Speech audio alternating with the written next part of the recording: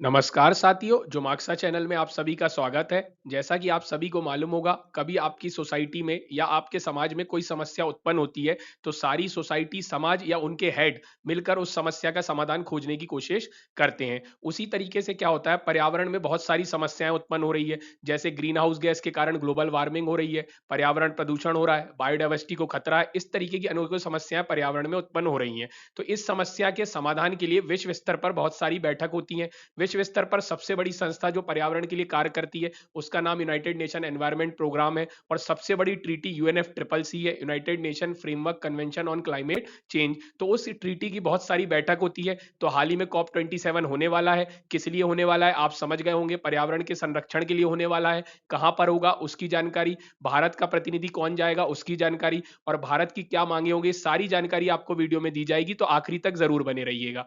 तो देखिए, जैसा कि मैंने आपको बताया, कॉप 27 होने वाला है। तो कहां पर होने वाला है? इजिप्ट, मिस्र में होने वाला है। कब से कब तक होने वाला है? 6 से 18 नवंबर 2022 के मध्य होने वाला है। और जैसा मैंने आपको बताया, यूनेफ ट्रिपल सी की ये 27वीं कॉन्फ्रेंस होगी। तो यहां पर भारत की तरफ से कौन लीड करेगा? तो अपने union minister for environment, forest and climate change Bhupender Yadav ji इस चीज को लीड करेंगे। और आप यहाँ पे देख सकते हैं, मैं इनकी ऑथेंटिक साइट से यूनेप की लेकर आया हूं। आप यहाँ पे चाहे तो जानकारी देख सकते हैं। यहाँ आप हिंदी में भी देख सकते हैं। अब यहाँ पे भारत की क्या क्या मांगे होंगी, भारत किस चीज पर क्या फोकस करेगा? तो देखिए, जैसा कि मैंने आपको बताया, पर्यावरण की समस्या से लड़ने के दो ही उपाय हैं। और आपको मालूम है, पूरे विश्व में कुछ देश डेवलप्ड है, कुछ डेवलपिंग है। डेवलप्ड देश के पास तो क्या है, पैसे भी है, संसाधन भी है और टेक्नोलॉजी भी है। लेकिन जो डेवलपिंग देश है, जैसे फॉर एग्जांपल अफ्रीका है, तो ना उनके पास पैसे है, धन है, ना उनके पास तकनीक है। तो इस तरीके की समस्याएं हैं। और पर्यावरण से तो सबको लड़ना है और सबको बचना है। लेकिन यहाँ पे क्या होता है, एक चीज होती है कि आपको मालूम होगा, जो औद्योगिक क्रांति है वो बहुत पहले हो गई थी। तो जो डेवलप्ड कंट्रीज है, उन्होंने बहुत पहले क्या किया, औद्योगिक क्रांति कर ली, विकास कर लिए, है ना, बहुत सारी संपदा इकट्ठी कर ली और कहीं ना कहीं तकनीक में भी आगे निकल गए। और इन्हीं सब चीजों के क्रम में उन्होंने बहुत सारी ग्रीन हाउस गैस, बहुत सारी समस्याएं पर्यावरण में उत्पन्न हो गई। जो डेवलपिंग कंट्री का कहना है कि डेवलप्ड कंट्री की इसमें सबसे ज्यादा भागीदारी है। इसलिए उनका कर्तव्य बनता है कि वो डेवलपिंग कंट्री को धन भी मुहैया कराए, फाइनेंस दे, उनको टेक्नोलॉजी दे और उनकी कैपेसिटी बिल्डिंग में मदद करे। तो इंडिया का स्ट्रेस इन्हीं सब बिंदुओं पर रहने वाला है, जो कि आप यहाँ रीड कर सकते हैं। और भूपेंद्र यादव जी ने कहा है, अपने माननीय मिनिस्टर जी, उनका कहना है कि ये उस सम्मेलन में, उस कॉन्फ्रेंस में ये बात उठाएंगे कि क्लैरिफाई किया जाए कि what constitutes climate finance and how this should be disseminated. मतलब क्या क्या, आप ये बताइए, क्लाइमेट फाइनेंस में कौन कौन सी चीजें आएंगी, कौन पैसे आप कैसे देंगे, किस तरीके से पहुंचाया जाएगा, जो पैसे हैं, जो फंड दिया जाएगा, वो प्राइवेट होगा या सरकारी होगा। इस तरीके की बहुत सारी बातों पे अभी क्लैरिटी की जरूरत है, जो मुद्दा अभी आने वाली कॉप 27 में भारत के द्वारा उठाया जाएगा। यहाँ आप हिंदी में भी देख सकते हैं।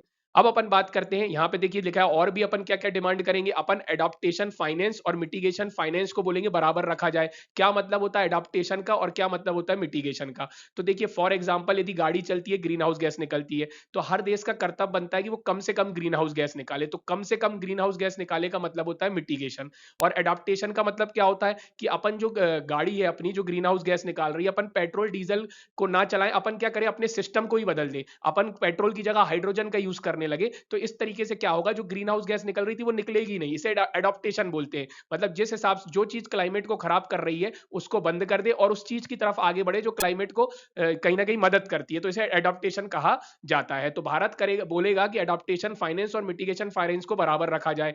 और यहाँ पे देखिए, ये भी बताया गया, जो मैंने आपको अभी बताया, कि मिटिगेशन एट कॉप 26 तो उठ चुका है। अब क्या, एडॉप्टेशन पे कहीं ना कहीं फोकस किया जाएगा। यहाँ आप हिंदी में भी देख सकते हैं।